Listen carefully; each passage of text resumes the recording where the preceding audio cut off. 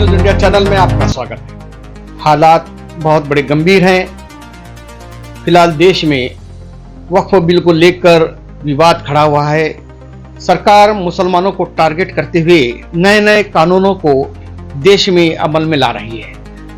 सरकार का विचार केवल मुस्लिम अल्पसंख्यक की जायदाद पर रुख बता रहा है, मगर असल में बेरोजगारी के लिए और गरीबी के लिए जो इन्होंने जो वादे दिए थे, इन वादों को पूरा करने में सरकार असफल रह चुकी है।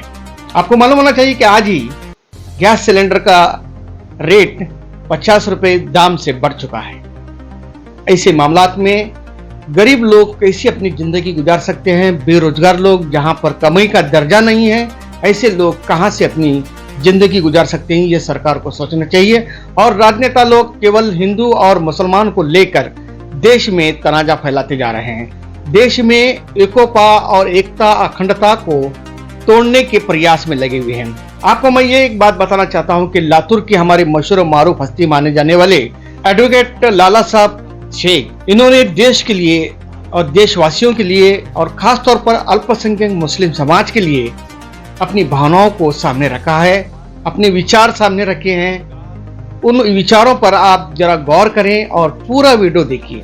जहां तक हो सके हालात हाजरा पर अगर गौर फिक्र करेंगे तो इस वीडियो को जरूर देखिए। आइए पूरा वीडियो देख सकते हैं।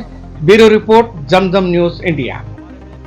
अस्सलाम वालेकुम रहमतुल्लाहि व बरकातुहू। लातूर सरोवर लाला साहब राजा साहब शेख। धार्मिक मुद्दों का सामाजिक मुद्दों से संबंध होता है, जोड़ना चाहिए, जोड़ा जाना चाहिए, मगर ऐसा होते दिखता नहीं। पंचवक्ता नमाजी समाज अगर ताजुदगार, परहेजी, मुत्तहिदी सब कुछ है और उसमें राजकीय, सामाजिक, शैक्षणिक जागरूकता नहीं है, जागरूकता के साथ साथ समाज के लिए समर्पित भावना से काम करने की अगर उनकी भावना नहीं है तो हमारा वक्फ बिल की जैसा हाल हो जाता है।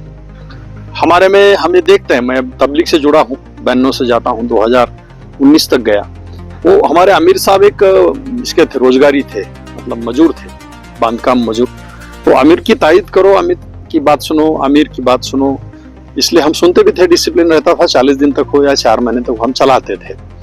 कि उसी व्यक्ति को हमने 92 में जब बाबरी शहीद हुई तो मैंने कहा अभी बाबरी शहीद हुई है, कम से कम इसका एक एजिटेशन करेंगे, जो लोकशाही के मार्ग से हम उसका निषेध कर सकते हैं कि जो किया है, गलत किया, संघ परिवार ने किया है, एक तरीके से उन्होंने ऑर्गेनाइज करके किया है, गलत फहमियां फैला करके किया है। सुप्रीम कोर्ट ने कहा है कि यहाँ कोई मंदिर नहीं था, ना ही कोई अवशेष मिले हैं, फिर भी वो भावना के आधार पर फैसले हो रहे हैं। तो मौलाना बोले निकलो, बोले यहाँ से, अब तुम थैली लो, बोले हमारे पास ऐसा नहीं चलता, बोले खाली अल्लाह अल्लाह करने के, बोले अल्लाह के फैसले आते हैं, अल्लाह के। अब मैं ये बातों से नाराज हूँ क्या? नहीं, मैं मेरे हद तक, मुझे जहां तक मालूम है, मैं कट्टर मुसलमान हूँ और मुसलमान होना मेरे लिए फख्र की बात है, क्योंकि मेरे पास एक अल्लाह है, एक नबी है, एक किताब है, एक काबा है, सब कुछ एक है, मगर हम एक नहीं। तो ये जो चल रहा है वक्फ बिल के संदर्भ में, पूरे देश भर में एक यूनाइटेड ताकत होनी चाहिए थी कि क्या हुई? क्या सिर्फ अल्लाह अल्लाह करने से, सिर्फ नमाज करने से, सिर्फ इबादत करने से, रोजे पूरे करने से?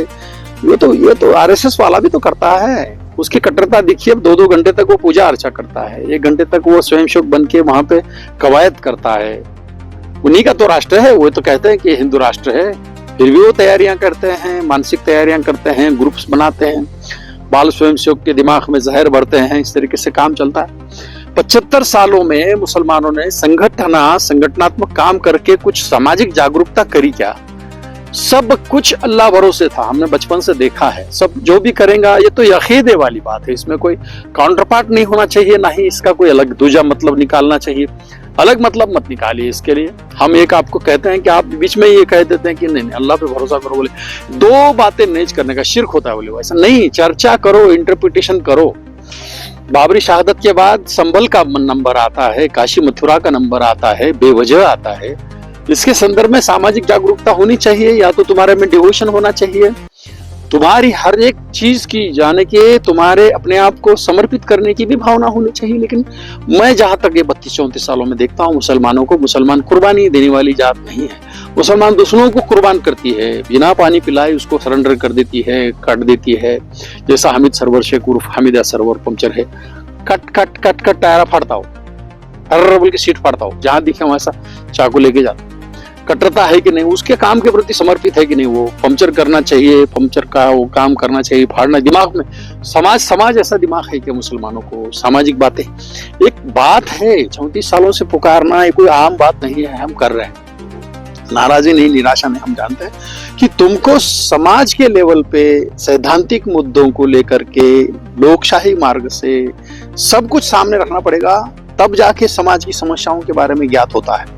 अब सब चला गया है, बिल पूरा की पूरा पास हुआ है, द्रौपदी मुर्मू के पास जी गया है, पूरा पास हो गया, कानून बन रहा है। आप बोल रहे हैं आप एक आर पार का लड़ाई लड़ेंगे, हमारे आदेश का पालन करो, जब तक हुक्म नहीं आता तब तक कुछ करना। कौन बोला ये? मुस्लिम पर्सनल लॉ बोर्ड, जिसने अंबानी को एंटेलिना बांधने के लिए नो ऑब्जेक्शन दे दिया था, उसके वकील ने, मुछला बोल के वकील है उसका, all India Muslim personal law board का, एंटेलिना खड़ा हो गया।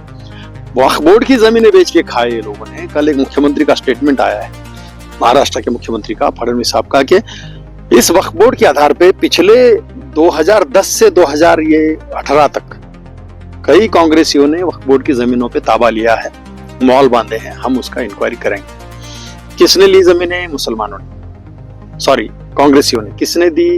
कांग्रेसियों ने दी, मुसलमानों ने दी। मतलब मुसलमानों में जो कांग्रेसी है, अब यहाँ का चांदू है, जमीनें बेच के पार कर दिया उसने। कौन है ये लोग? ईमानदार लोग, जिन्होंने समाज को कभी बताया नहीं, हराकगार मुंह लेके फिरता, हल्लू दिलीप देशमुख के पीछे जाके ठहरता, उसके कार्यक्रम में जाता और समाज का नेता बोल के आगे आता। ये कौन लोग हैं?